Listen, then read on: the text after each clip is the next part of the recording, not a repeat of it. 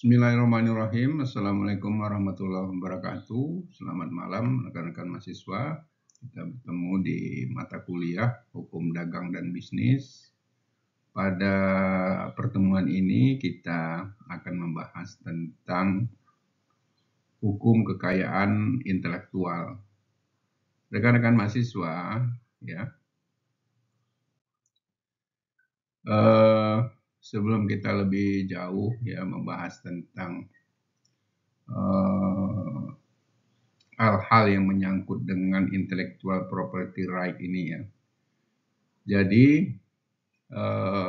hal ini sebenarnya berkaitan dengan latar belakang ya adanya suatu perjanjian di antara negara-negara World Trade Organization. Jadi organisasi perdagangan dunia ya atau yang sering atau dikenal dengan WTO ya.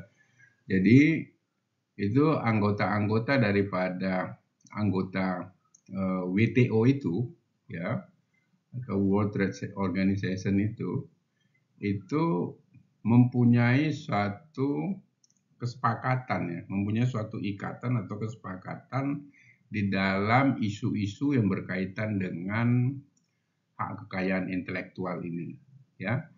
Jadi setiap anggota daripada negara-negara World Trade Organization itu ya, mereka itu mempunyai ya masing-masing negara itu mempunyai penetapan ya semacam penetapan standar minimum berkaitan dengan perlindungan hak kekayaan intelektual ini. Bagaimana setiap negara dari anggota itu bisa atau mempunyai aturan di dalam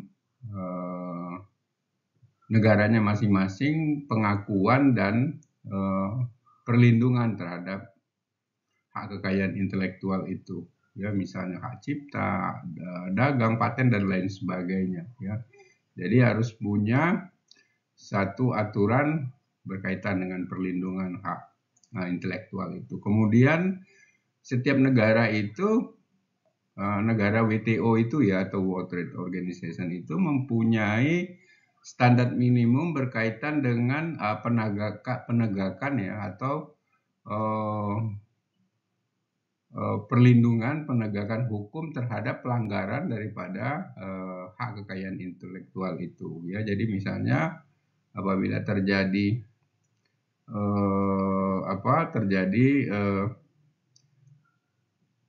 hak dari intellectual property right itu digunakan ya oleh pihak-pihak yang nggak bertanggung jawab ya, maka pihak yang punya itu bisa menggugat dan lain sebagainya. Jadi ada sarana hukum atau sarana undang-undang yang bisa digunakan ya dalam rangka untuk perlindungan atau bisa menuntut kerugian baik dari sisi perdata dan lain sebagainya ya, pidana ya kalau misalnya itu diatur di negara masing-masing. Kemudian anggota WTO itu ya anggota World Trade Organization itu juga mempunyai ya aturan atau sistem ya mengenai hak kekayaan intelektual di negara masing-masing. Jadi ada perlindungannya, ada diatur sedemikian rupa sehingga yang menyangkut dengan hak cipta dan lain sebagainya itu betul-betul terlindungi di negara itu masing-masing. Kemudian apabila terjadi perselisihan misalnya ya berkaitan dengan hak-hak yang menyangkut intellectual property right ini, maka ada sarana untuk menyelesaikan perselisihan itu ya. Itulah standar ya daripada negara-negara yang ikut di dalam organisasi World Trade Organization ya. Itu isu-isunya ya.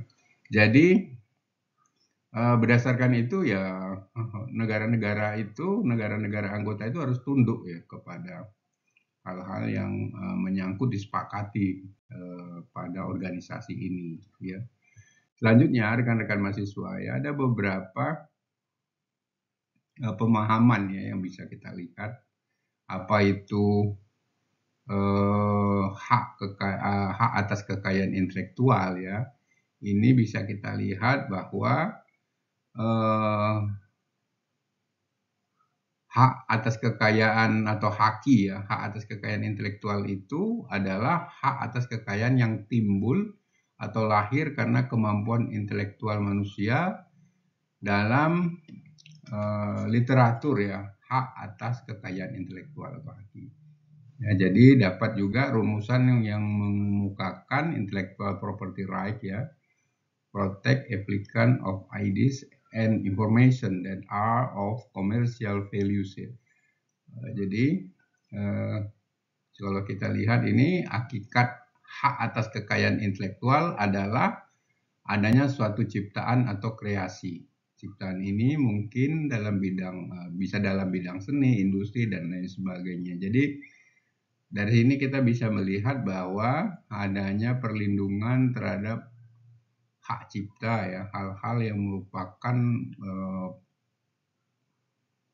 produk buah karya dari seseorang ya, atau lembaga atau institusi misalnya, kemudian itu mendapat perlindungan ya setelah memang diberikan atau ada standarnya masing-masing negara ya. Kalau di Indonesia itu ada lembaga pemerintah yang untuk mendaftarkan itu, maka dengan adanya hak itu pihak lain tidak bisa untuk menggunakan mencuri hasil karya tersebut ya. Kemudian rekan-rekan mahasiswa ya, ada beberapa hal mungkin ya dari yang termasuk dari hak kekayaan intelektual ini ya. Pertama, hak cipta atau copyright ya. Jadi hak cipta itu kalau secara aturan itu diatur ya di Undang-Undang Nomor 6 tahun 82 ya, kemudian Junto Undang-Undang Nomor 7 tahun 87, kemudian Junto Undang-Undang Nomor 12 tahun 1997 tentang hak cipta. Jadi apa pengertian hak cipta itu? Di pasal 2 ayat 1 disebutkan suatu hak cipta adalah hak khusus bagi pencipta maupun penerima hak untuk mengumumkan atau memperbanyak ciptaannya maupun memberi izin untuk tidak mengurangi pembatasan menurut peraturan perundang-undangan yang berlaku ya. Jadi hak cipta itu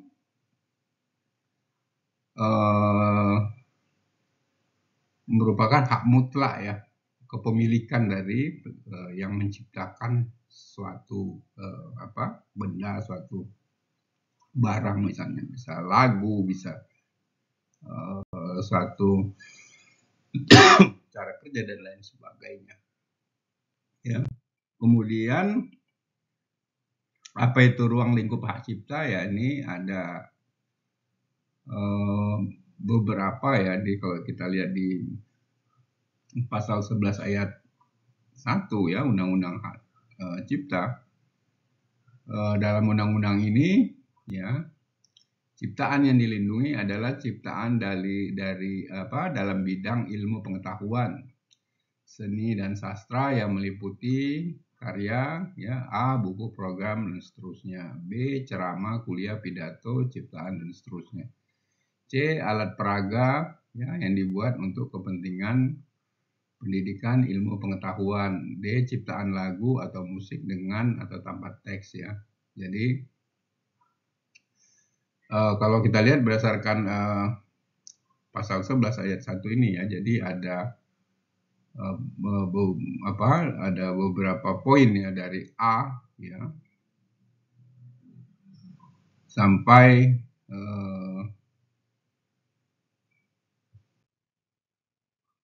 N ya. Kemudian selain itu ada namanya hak merek. Hak merek ya, ini trademark ya. Jadi merek itu adalah tanda yang berupa gambar, nama, kata-kata, huruf ya, angka-angka, susunan warna atau kombinasi dari unsur-unsur tersebut yang memiliki daya pembeda dan digunakan dalam kegiatan perdagangan barang atau jasa, ya. Itu yang disebutkan di pasal 1/1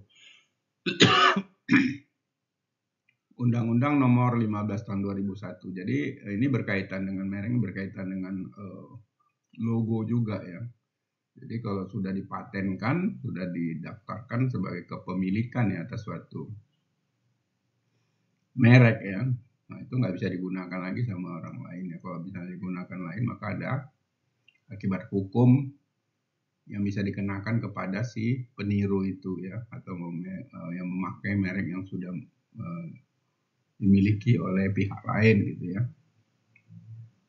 Jadi merek dagang, ya, adalah merek yang digunakan pada barang yang diperdagangkan oleh seseorang, ya, atau beberapa orang secara bersama-sama atau badan hukum untuk membedakan dengan barang-barang sejenis yang lain, ya. Fungsi dari merek ini adalah fungsi untuk membedakan, ya, antara satu barang dengan barang yang ini dengan barang yang lain, gitu ya. Maka kalau bila ada pihak-pihak yang tidak bertanggung jawab, ya, yang mencoba meniru dan lain sebagainya dengan maksud tertentu, maka ada pelanggaran hukum di situ.